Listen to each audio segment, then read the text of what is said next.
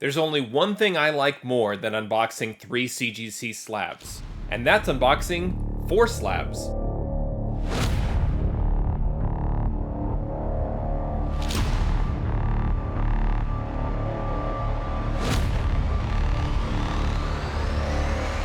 Hey there, today I have an an assortment of unboxing videos for you, or assortment of unboxings in one video, I should say. I have 4 orders to open here. Each order contains a single slab.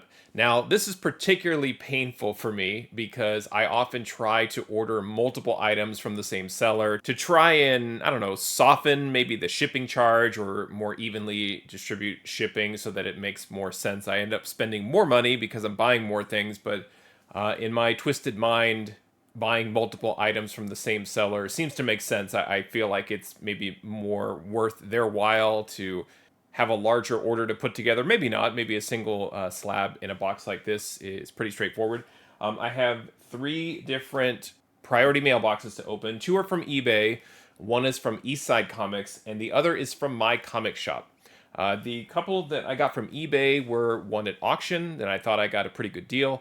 The Eastside Comics was kind of a cover or a book that I almost immediately fell in love with and rushed to the online store to grab their exclusive. And then the last one is a book that I have been looking after for quite some time and finally pulled the trigger because I felt like the book came down to, I would say, normal fair market value. So I've got, I think, a mixture of books that I got at a great price. I feel like what I paid is well under fair market value plus potential. I've got basically a cover buy and one you could argue is a cover buy, value, investment, and all of the above. So I'm really excited to open these. I'm excited to get some mail out of my room here. So let's go ahead and get to the unboxing. All right, a little bit out of order here. The first one I actually opened was from Eastside Comics.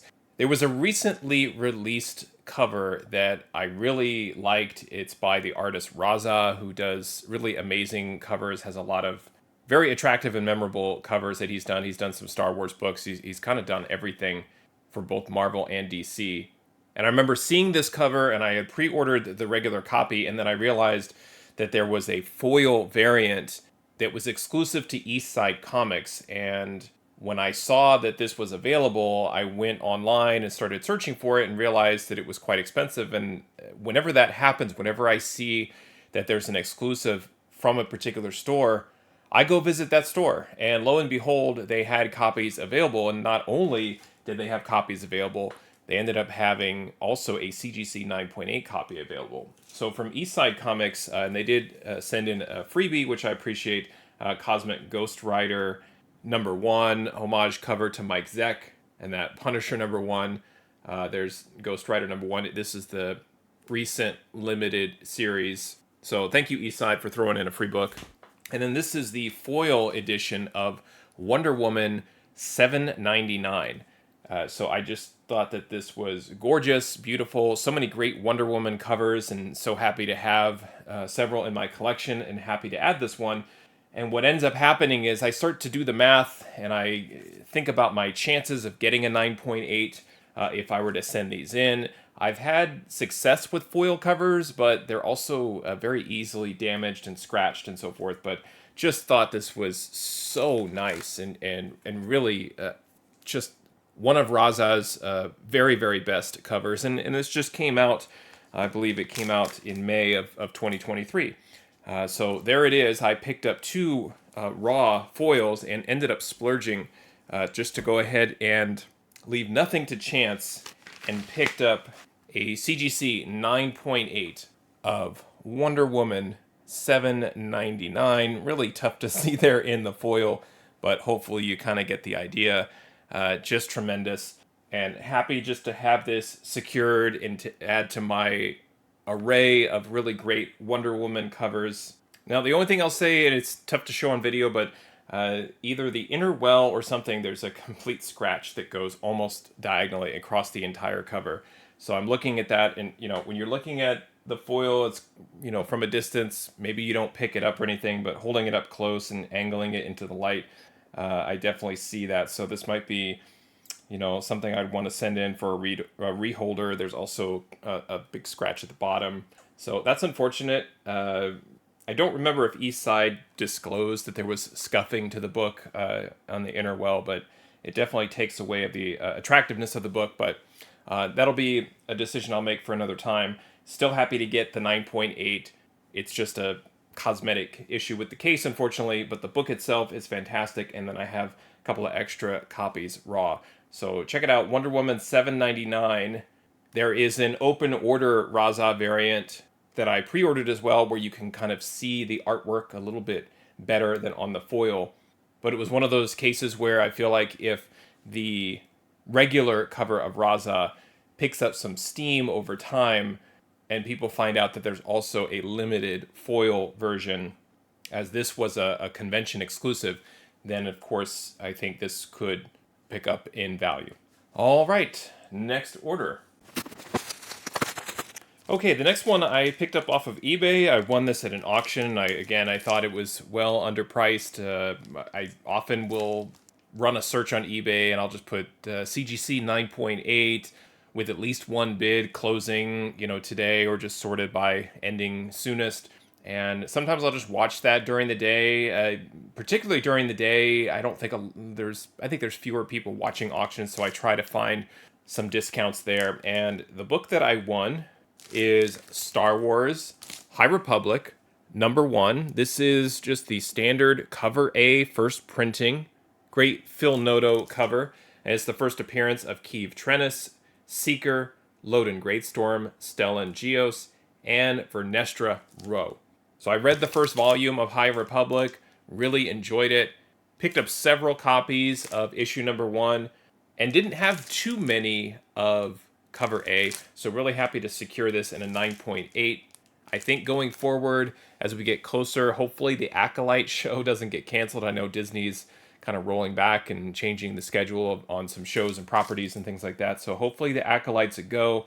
I do believe the Acolyte will star Keeve Trennis, and I think that once that show really takes off and is a confirmed go, when we get a trailer and things like that, I do feel like people will revisit Star Wars The High Republic Volume 1 and probably pick up the story, want to read about it, and prepare for the show. And always kind of love the Star Wars tie-ins when they hit. There's so many Star Wars characters and first appearances in comic books, but when they really pop and they're really significant, which I think Keeve Trennis is going to be, then I think you have something special. So I'm still banking on Star Wars High Republic Volume 1, Issue 1 being a thing, and love cover A, love Phil Noto anyway, so all of that's kind of gravy on top. But won it at auction, thought I got a pretty good deal based on fair market value, and happy to add this one to my collection. Okay, so same kind of story along the lines with Star Wars High Republic 1. I'm at the point, I think, with Amazing Spider-Man where I can sort of eyeball those Bronze and Copper Age keys.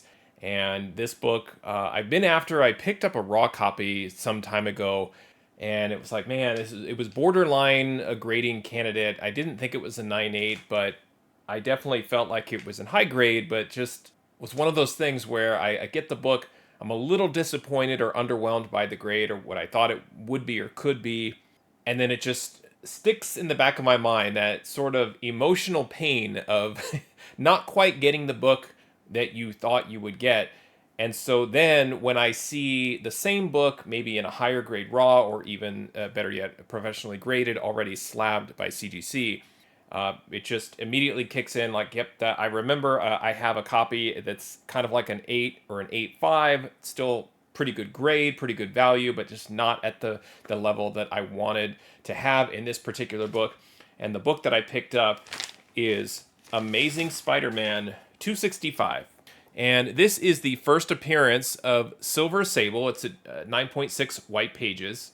And I believe that Silver Sable is a character that is going to be used by Sony, Marvel, or some combination of the two, yes. But she has always kind of been a prominent character. And this time with Amazing Spider-Man, Web of Spider-Man, I think maybe even Spectacular a little bit, When I was reading comics, Silver Sable was always a character that was popping up. So in the mid 80s, when I was heavy into reading comics, she was a major character for me.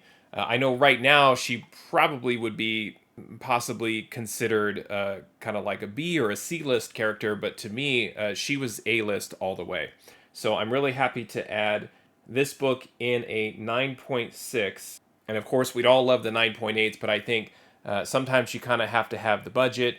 And when you see the book in a grade that meets your budget, but also seeing value in that grade, 9.6, I see one color breaking tick and a little bit of a stacking crease, but the case looks great.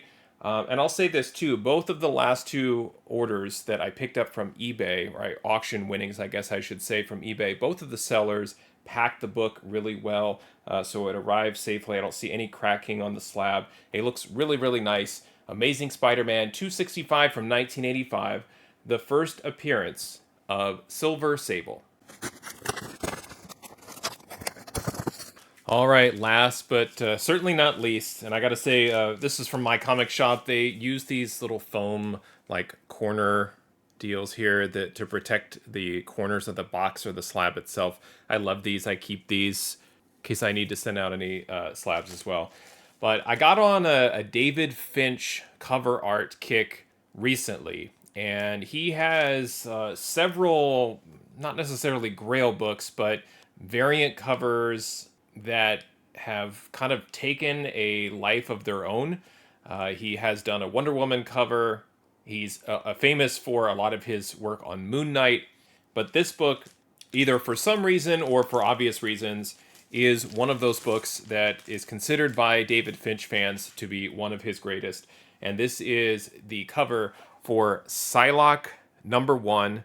This is from 2010, and I bought it straight up from my comic shop as a CGC 9.8, and I paid fair market value for this. There was no deals. I think after it was a little bit of a buyer's premium or a consignment fee that I had to pay as a buyer. So on top of that and tax, shipping, and so forth, maybe after that I paid a little bit more than fair market value. But I was very pleased to see this book available there in a 9.8. The case looks outstanding. I love the colors. I love the look that Psylocke is giving here. Her entire pose, the outfit, the nostalgia, all of it, X-Men, you name it. Just very, very pleased with this book with cover art by David Finch here. Psylocke #1. Absolutely a wall-worthy addition to my collection. Just stunning. I've seen this cover online, digitally, so many different times, but to actually have it here in my possession, it looks even better. Like, there's no question why collectors consider this to be one of Finch's greatest covers. So just a lot of boxes checked here, and really glad that I picked this up from my comic shop, and love the other 3 slabs that I got, but I think I saved the best for last here. Let me know what you think of my pickups. Feel free to leave a comment on this video. If you like what I do here and you're interested in becoming a channel member, I offer a channel membership for only 99 cents a month that gets you early access to my videos, other member perks, and as a thank you, you'll be able to participate in my monthly giveaways. Thanks for watching, happy collecting, and see you next time.